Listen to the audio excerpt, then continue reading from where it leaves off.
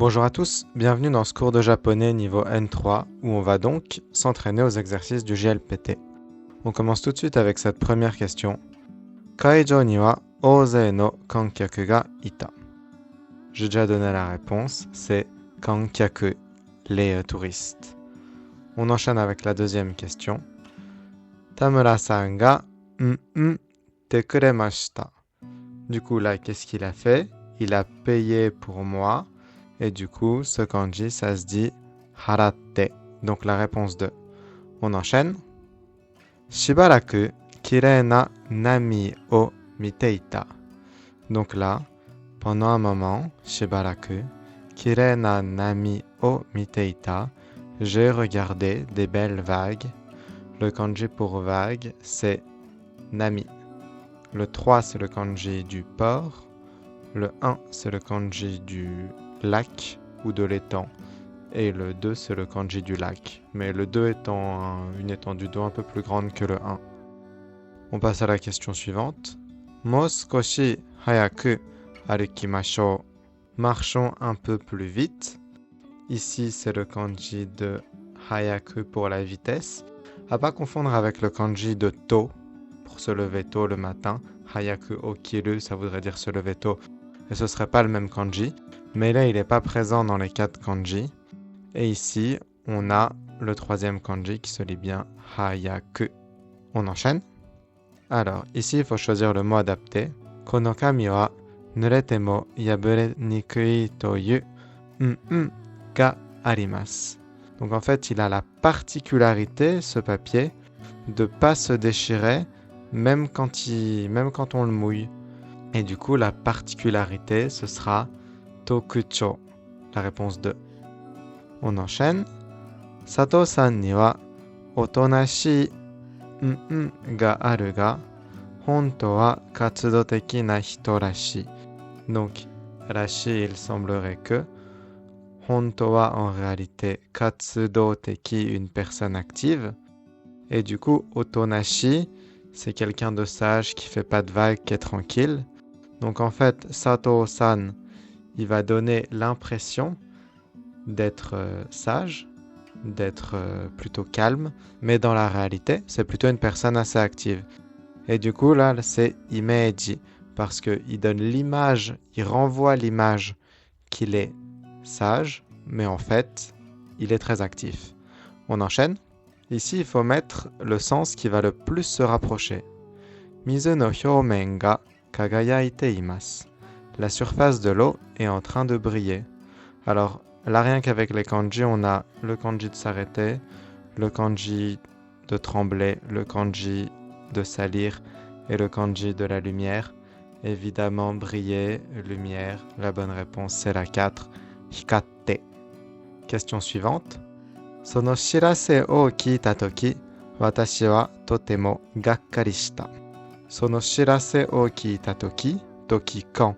Sono shirase o kiita, j'ai entendu cette nouvelle. Watashi wa, moi. Totemo, très. Gakkari shita, une déception. Et du coup, là, c'est zannen dato omotta. Zannen, c'est quelque chose qui est dommage, zut. Et du coup, zannen dato omotta, j'ai pensé que c'était dommage. On aime bien mettre ce to omotta à la fin des phrases pour un peu nuancer et rendre son propos plus léger.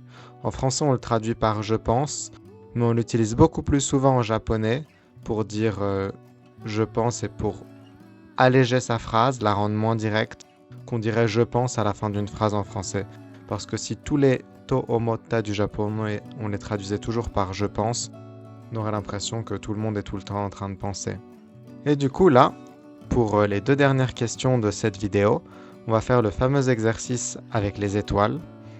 Kono shashin no tori wa totemo mizurashikute, kono tori no souda.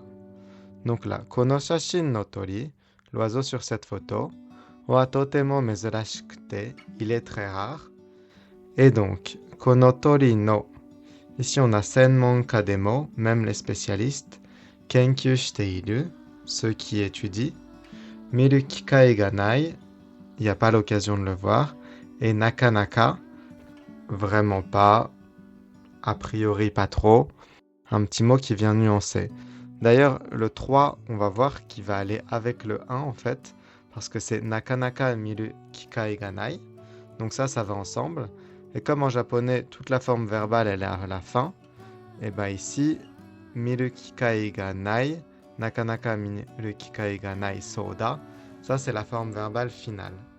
Et ensuite, on a kenkyō shiteiru et senmonka demo qui reste. Et du coup, là, on voit qu'on a une forme neutre qui est toute prête à s'associer sur un nom.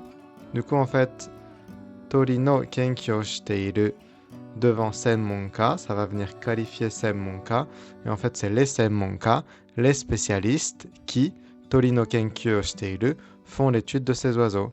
Du coup, ici, la phrase, ça fait kono tori no kenkyō shiteiru senmonka demo nakanaka miru kikai ga nai soda. Donc ici, ce sera la réponse 2.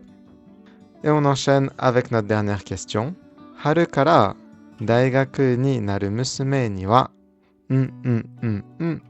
dekinai keiken o iroiro shite hoshii. Donc, sa fille qui, à partir du printemps, du mois d'avril, va rentrer à l'université, il veut qu'elle ait des expériences variées. Et du coup, ces expériences variées, elles vont être qualifiées. Là, on voit tout de suite que la fin, ça devait être Daigaku jidai nishika dekinai.